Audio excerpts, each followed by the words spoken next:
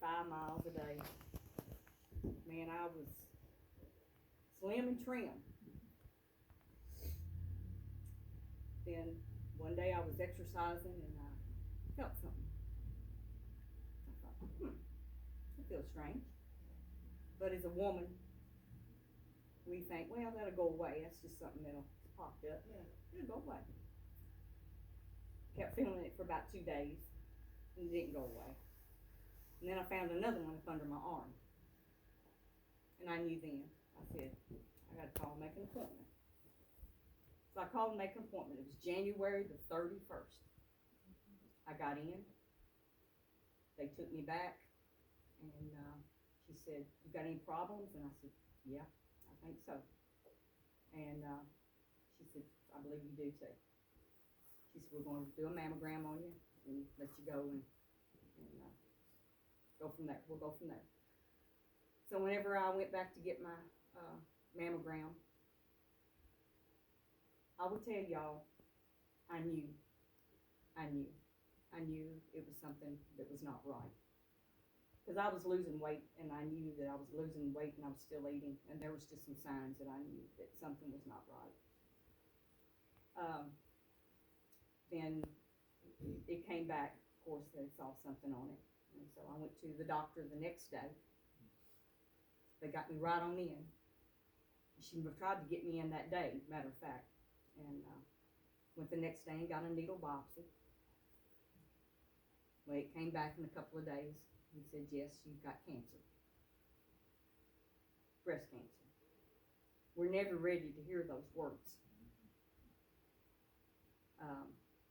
It's one of those things you're put in a bubble, and that bubble got nicked. It was like, wow, I've got breast cancer. It took me a long time to say it. I'm going to tell y'all, it took me a long time to say them words. Because it's something you just don't want to happen. Isn't that right, Jim? I know. Went on from there. I think we announced it at potluck on a Tuesday night to my church family. I had to call and tell my son, my daughter-in-law. That was hard. He is a mama's boy. And it scared him. But we just got into the groove of just hearing it and going and doing the doctor's things, and surgery was on Valentine's Day. Happy Valentine's to me, isn't that right, Lord? Sweetheart, here you go. But it came back and had stage 2 breast cancer. Going to have chemo. I'm going to have what they call the red devil, which is very, very powerful. Had to have 4 of those every other week, and then I had to have 12 Taxol. They affect your body differently. Whenever I started to do my treatments, I went to see the doctor in Nashville, and she said, "You're a pastor's wife, I see." She said, "Do you hug your people?" I like to laugh. I did. I almost laughed out loud. I said, "Just a little bit." And she said, "Uh-uh." So I knew then that I had to say goodbye for a little while. I had to put myself in isolation. Whole time I'm thinking, man, this ain't gonna be too bad. It's not gonna, Well, I started in treatments, and I had my first treatment, and had my port put in. Had my port put in on my mother's birthday in March the 12th. First treatment was March the 13th. Come home and didn't feel bad. I thought, this ain't gonna be too bad. A couple of days later, I kind of felt just a little bit nauseous. I thought, well, but it lasted about 10 minutes. It went away. But there was also the first Sunday, Norman had to come here without me. Mm-hmm. I was broken. I was not broken about my breast cancer. I was broken about sending my husband and not being by his side. That's what I was broken over. After he left, I tried to be real brave. I said, "Oh, you'll be okay."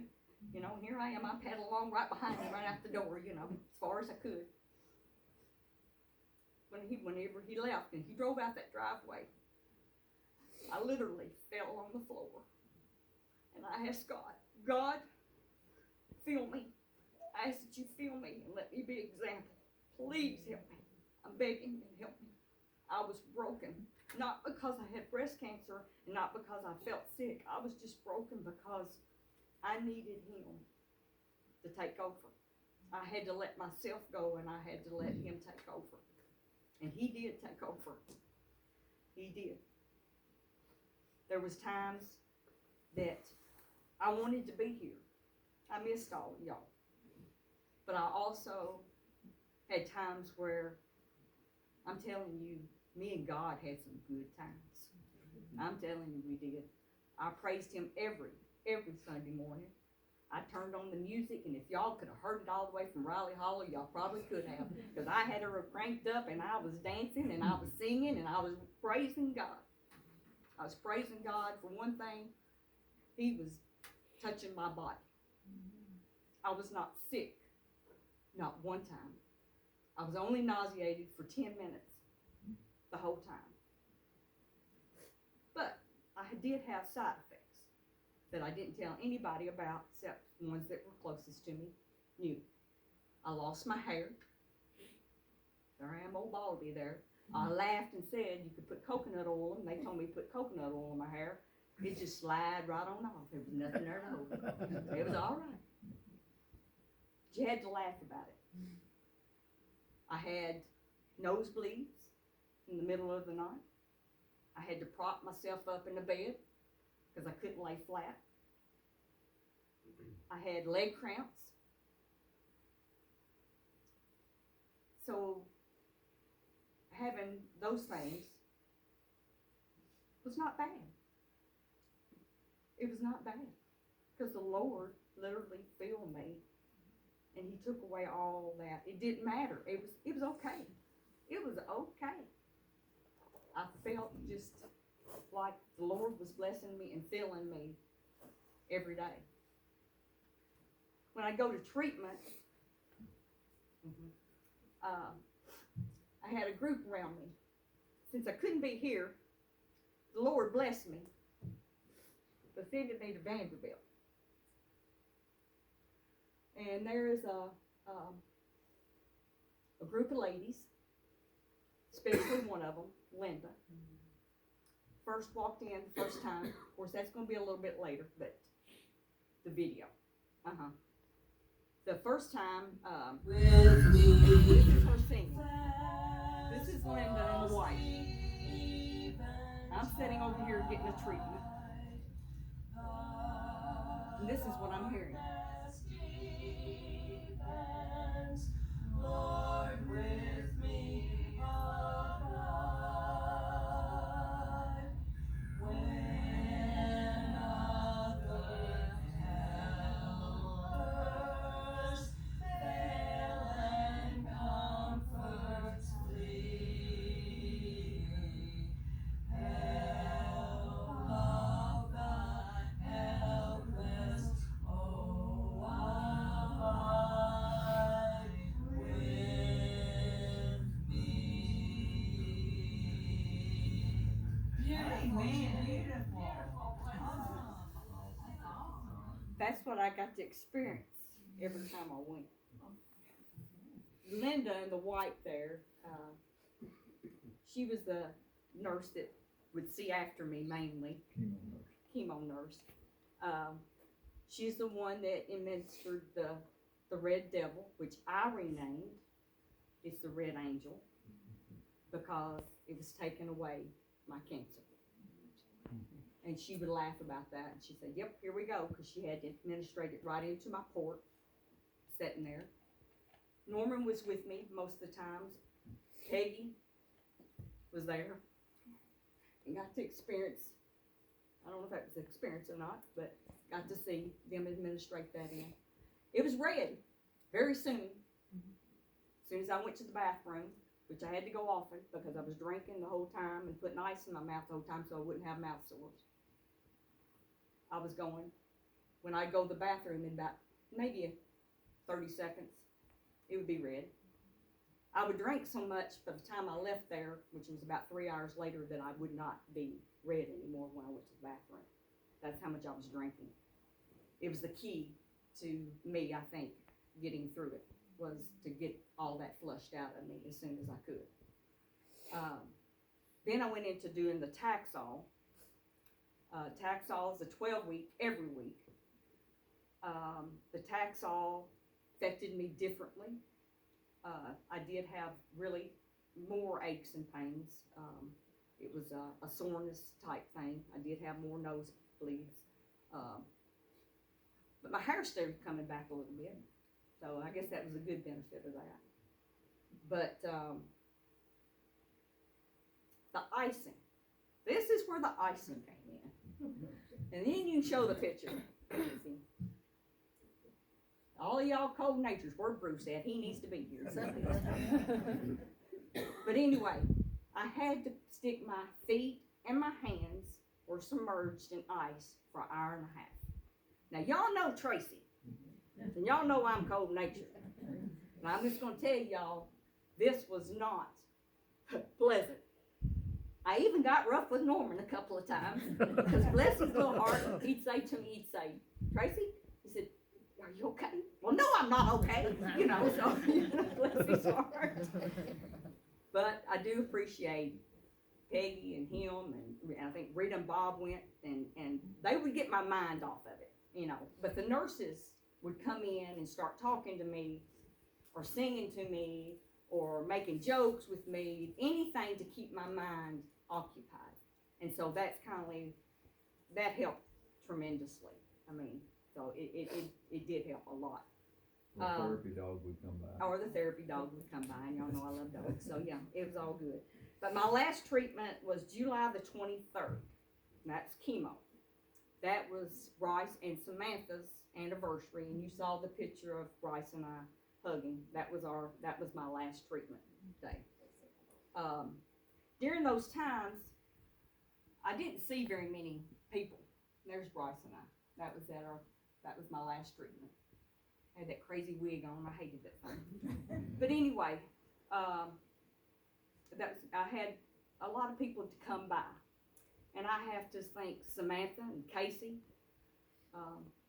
Thank y'all for coming by and visiting me. Now what?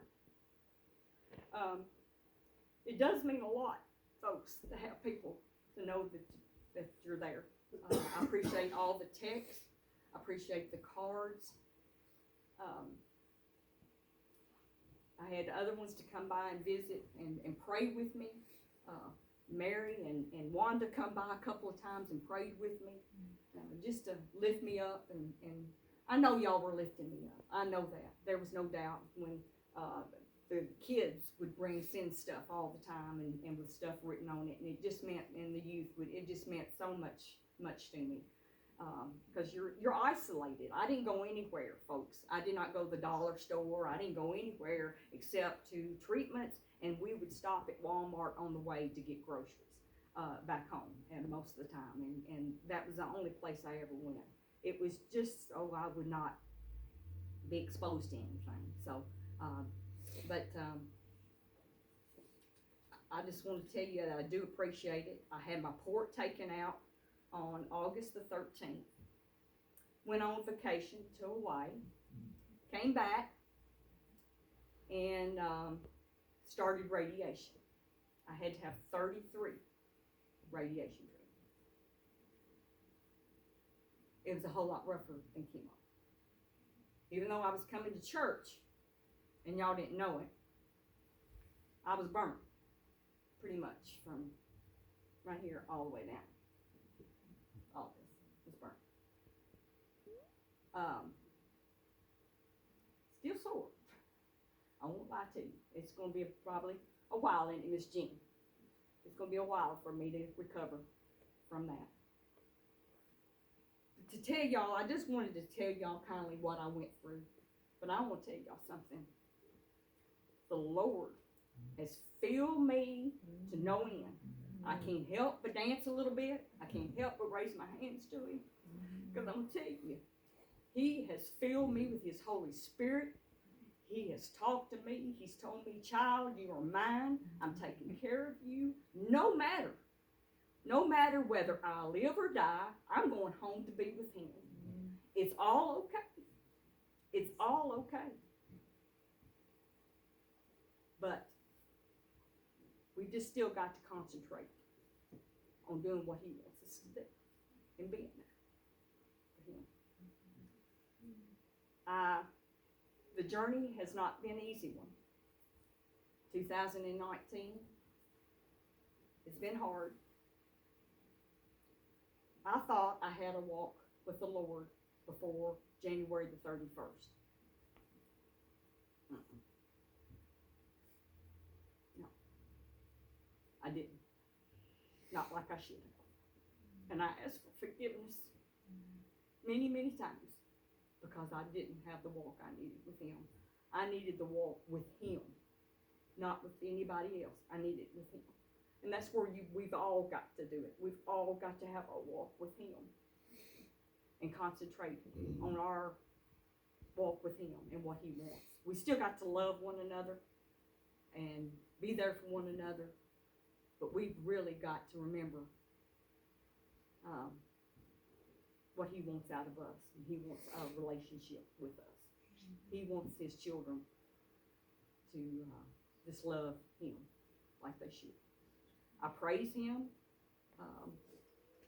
I thank Him for all how good He's been to me. I have to thank my husband.